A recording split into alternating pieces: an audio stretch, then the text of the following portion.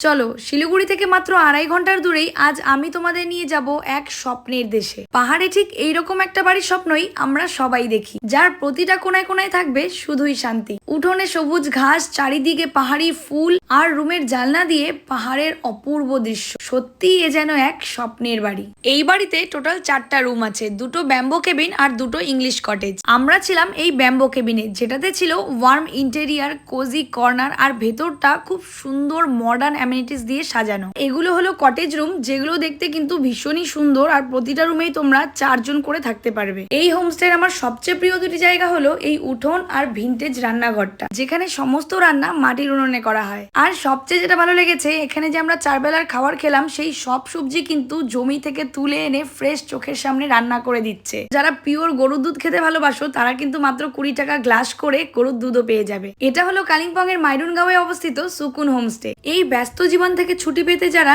একটা ভালো স্টেকেশন বুক করে 2টো দিন চিল মারতে চাও, তাদের জন্য তো এটা একটা আইডিয়াল জায়গা। আমাদের তো একদিন থাকার কথা ছিল, কিন্তু এত ভালো লেগে গেছিল যে আমরা 2 দিন স্টে করেছিলাম। এখানে 4 বেলার থাকা খাওয়া নিয়ে পার হেড শুরু হচ্ছে মাত্র 1500 টাকা থেকে। বাকি ডিটেলস পুরো ডেসক্রিপশনে দেওয়া থাকলো, তোমরা দেখে নিও। শুধু এখানে থাকাই না, এখান থেকে সাইট সিনেরও অনেক সুন্দর সুন্দর জায়গা আছে। 2-3টে স্পট এরকম ছিল যেখান থেকে পুরো 360 ডিগ্রি মাউন্টেন ভিউ পাবে। এই নতুন অফবিট সাইট সিনের ডিটেলস নিয়ে নেক্সট ব্লগে দেখা হচ্ছে। টাটা।